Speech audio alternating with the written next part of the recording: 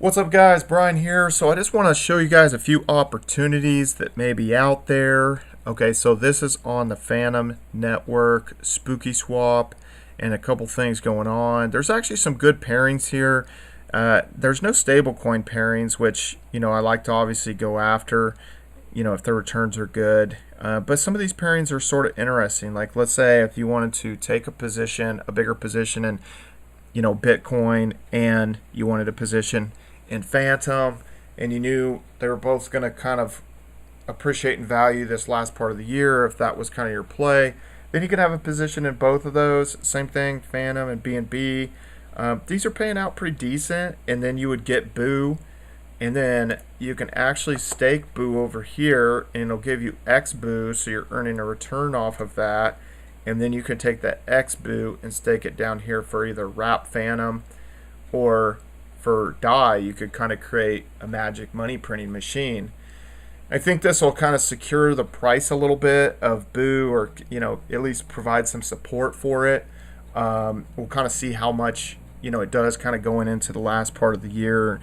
But I feel like there is a lot going on here on Phantom, because you can bridge in, and you can bridge in from Ethereum, and also there is the swapping mechanism on here. So it's kind of everything except a lending platform. It really can't do the lending portion of it, but I think there will be a lot of activity over here on Spooky Swap.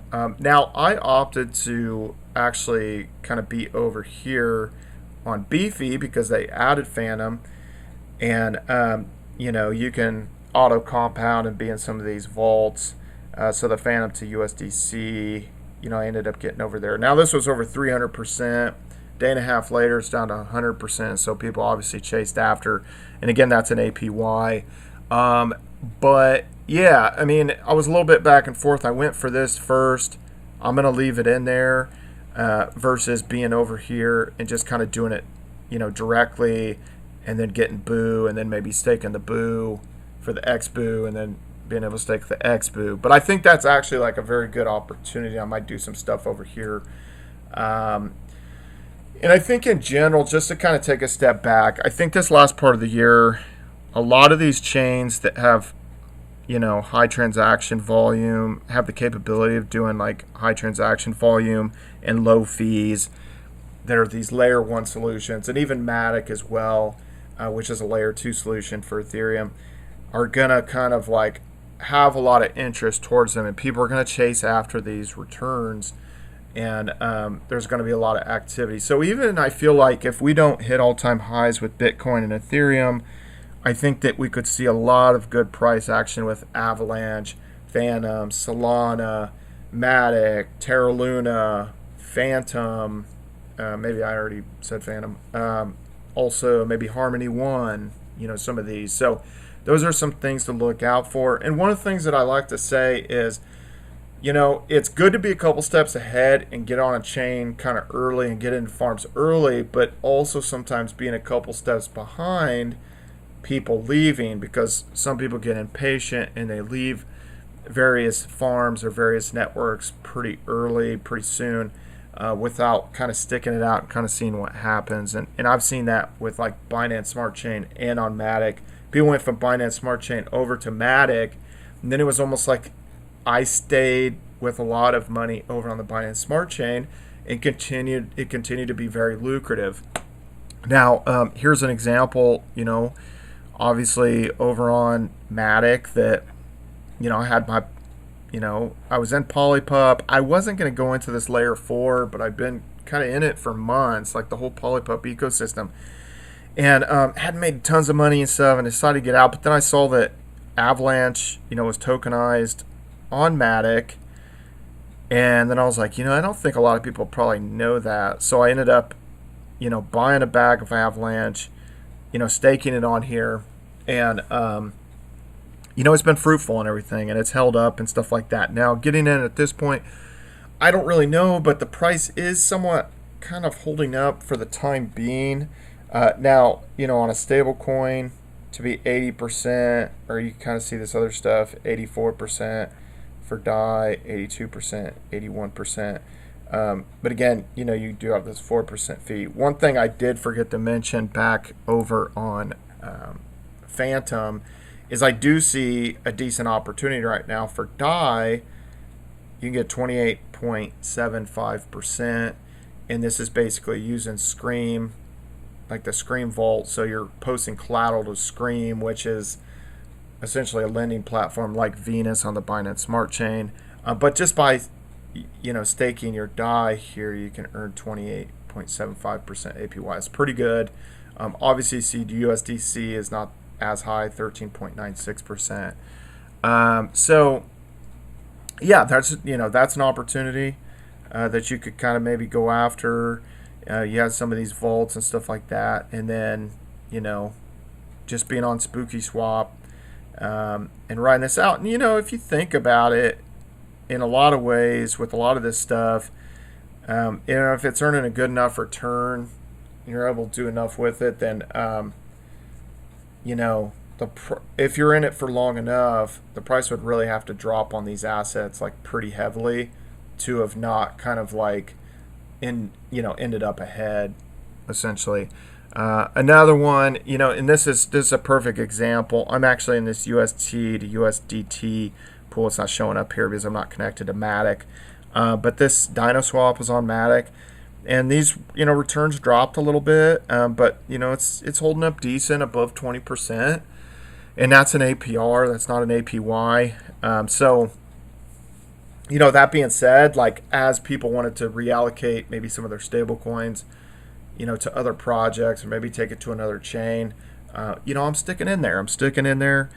I'm earning returns, and a lot of times just kind of sticking in there and not maybe jump into the greener pasture with like all your money, maybe leave some stuff back that's like still cranking. That can actually like do pretty well for you. A lot of times I just keep like very detailed notes on like when I've cashed out, various cash outs, and when I've ROI'd on different things. So I just try to keep like some pretty decent notes and kind of know where I'm at with these chains before I jump.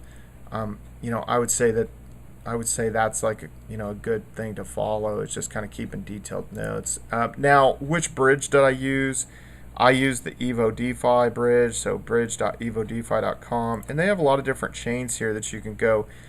And when I went Binance Smart Chain to Polygon, I always use the Evo DeFi bridge, and for Fantom I use it as well, Polygon to Fantom. Now it's only USDC, so I had some USDC over there to go over to Fantom, and for the most part, now like, would I be over on Fantom right now necessarily if I would have went deeper into Polypup, actually? Like, because I could have, I had some DAI, I had some USDT, and I had some USDC, and I wish I would have just went ahead and staked these, and I actually had some WMatic as well. And if I would have staked this, I didn't know, I was back and forth, and I didn't do it. If I would have went deeper into this would have really ended up well. But like I said, I've ROI'd on this. It's cranking away. You just keep collecting and stuff, just kind of, and then taking some of those earnings. And if you think it's better to go over to another network, then that could be the play. So anyway, that being said, like I said, it ended up costing me about $30 to bridge on the Evo DeFi bridge. It is going to cost you a little bit, but you do get a little bit of Fantom, 0.1 Fantom, so that when you end up over there, that you do at least have some gas to start doing some transactions, and you're not over there with your like wallet run dry and you don't have anything for gas fees. So that is nice. The bridge over on Spooky Swap, there's not a fee for that, but I think it only just goes, it only goes from Ethereum to Fantom. So you're gonna pay some fees over on Ethereum, whereas if you were over on Matic, over on Polygon, then it's a lot lower fees, but you're paying a fee to the bridge, and that's part of their business model. So keep that in mind. There is actually, there is another bridge that I hadn't used it, the C bridge, but you have lots of different options here, for various blockchains that you can bridge over, get over to. I mean, you can do all kinds of different ones. Solana's not on here, it doesn't seem, but you do have various options to utilize this bridge, but I'm pretty sure this one costs. I've not actually used this. So that being that, what else? Oh yeah, I wanted to show you guys, buy swap again. I just saw that this got added. If it's something you guys are interested in, but you can earn BTCB. You can earn, basically BTC, and make 83% by staking buy swap. Now, does that, and let's see when this ends, 27 days. So you got a long run, with this that you could earn. Now, the thing is about that, I mean, you're not earning that much more than like if you just basically were earning, if you're earning in this auto compounding vault, and then you just took some of the rewards that you got and then you just like converted that to Bitcoin. So again, I don't, this is interesting if you went into this or, earn Ethereum by staking this. Well, that one's higher, but this one, you don't have the max, so it's 84%. It just all depends what you guys are wanting to do with that, but things are getting added here. And again, I do like buy swap. I think it's the best exchange on any blockchain, any DeFi, any DeFi blockchain. Let's see, let's switch networks. Let's cancel it. Here, this is on the other wallet that I'm not really on. I was just going to show you guys like all the different options. That there's a lot of different stuff on here that may not even be, again, like on some of the other exchanges. You have DOT, Link, LTC, Safe Moon's on here. There's a liquidity pool for that. Tron. Let's see what else, if there's anything. Zilliqa is tokenized on here. So you really get into a lot of different stuff. I mean, so when I see this, in my mind, this is kind of the future, because you could really kind of build out your whole portfolio of cryptos just about, with this stuff, especially if you're in major stuff. XRP's tokenized, on the Binance Smart Chain. So to survive, Doges as well. I feel like to survive for some of these projects that aren't layer one smart contract solutions, I feel like tokenizing themselves and making themselves available on, these other platforms is very, very crucial. Doge is getting tokenized on these other platforms, but I think that could really help out something like Dash and Digibyte. They need to tokenize themselves and be on the Binance Smart Chain. They need to be on, try to be on Polygon, not try to be on Fantom, try to be on Avalanche and all that, if you get what I'm saying. But I really kind of see this thing, this type of thing as the future. So anyway, guys, what are you guys in? What kind of DeFi farms are you guys into? What do you guys think about, all these plays with Terra Luna, Solana, Fantom, stuff like Harmony One? What have I not mentioned? I don't know. All these layer one DeFi or layer one smart contract solutions. I really kind of feel like that's going to be where the action's at. So you guys let me know what you guys think.